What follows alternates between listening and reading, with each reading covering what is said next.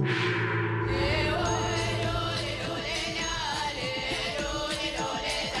he is. John Raymond's appearance on The Early Show is a little earlier than he probably expected because his stay on Survivor Island was cut short at Tribal Council last night.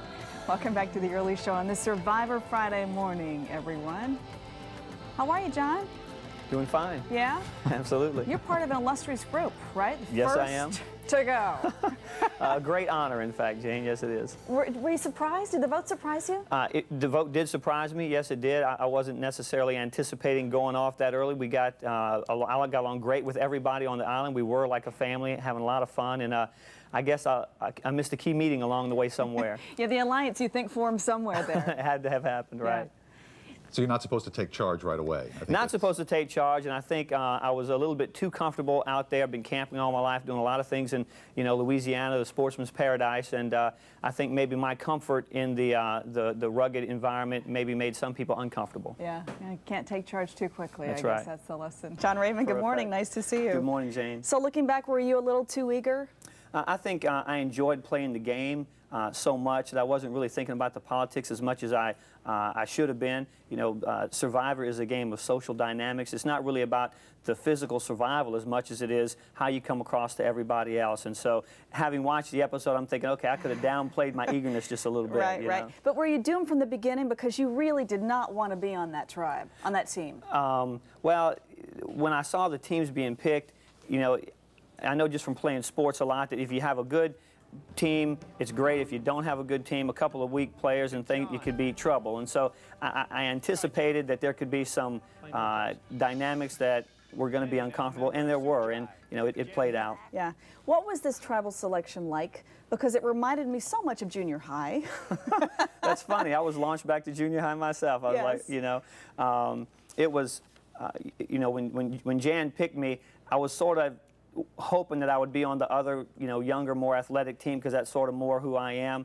And so I really wasn't making eye contact with you. And I was like, oh no, I hope she picks somebody, because I just knew that Jake would pick me next if she didn't, And he told me later that, man, I was going to pick you, but she got you just before. And so, but she picked me, and I even pointed to myself again. You sure really, me? Yeah. You sure you okay. want me? But really though, at the end of it, honestly, for the most part, we did end up having, I think, a real solid, awesome team, and as I look back on it in hindsight, having spent that time with them, I'm glad I was on that team. Well, you say that, and yet we see the group hug here, and you say it was a good, solid team, and yet you say that the dynamics were strange. In what way? Well, it's a bubble of paranoia, especially in that first 3 days, and people are wondering, am I going to be the one to go? Who's liking me? Who's not? And I was comfortable providing for the tribe. I was catching, the huge pot of crabs. I caught most of those. I started the fire, built the latrine, found the water. I mean, I was providing for the tribe like I would in a survival situation, but I wasn't playing the game of survivor like I should. But according to the team, you did a couple of things wrong. You made a joke about the water tank, which apparently they didn't appreciate too much. I think most of the team might have appreciated it. I don't know.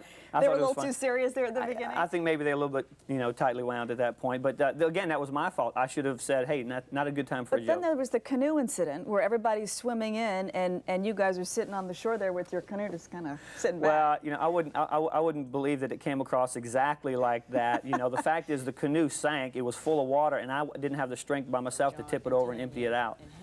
So how comfortable were you with the survival aspect of the show? Because I read that you compare yourself to Hunter and Gretchen and the Michael Scoopins of Survivor past. Yeah, exactly. In fact, the one thing that I hope comes out of this is that I can somehow sneak my way into the fraternity of the ones who truly would last in a survival situation. And if you mention Hunter and Michael and Gretchen, I'm happy to join that club. And I'd have been very comfortable with out on the island in the survival part of it. Yeah. And talk to me about the immunity challenge. Well, there we see you climbing up the rocks. That's right. Were you scared about falling? That looked a little slippery to me. Actually, it was a nice little climb. I invited some other people to come with me. I was actually looking for dinner, And they weren't interested? No, they weren't. Again, they wanted to stay together, and I think what happened was I missed a key meeting, and if somebody says somebody needs to go, who's it going to be? And if somebody says John and your name's not John, it sounds like a pretty good idea. Well, you mentioned the key meeting, and we talked about this alliance. Do you really think that there was time in 3 days to form an alliance? As long as you didn't get off the mat at camp, there was time.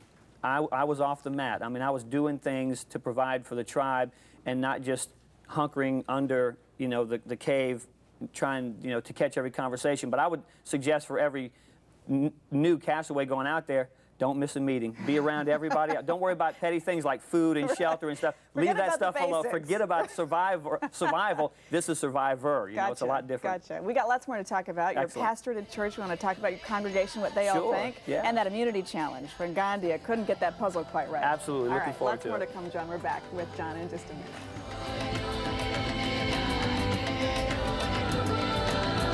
As Survivor fans know, somebody's got to be the first person to go. Last night, that somebody was John Raymond, and he's back with us now, along with Phil Agatuda, who's joined us. So how disappointing was that immunity challenge? The immunity challenge was quite disappointing. You know, I mean, when somebody throws a $20+ million game and you only get to play the first round, you know, it's sort of disappointing. I felt so bad for her. I mean, you could see she was like really pouring her guts into this thing, and just, it looks easy when you're sitting home watching it, but I can imagine that she obviously got lost, and then everyone's yelling at her, and...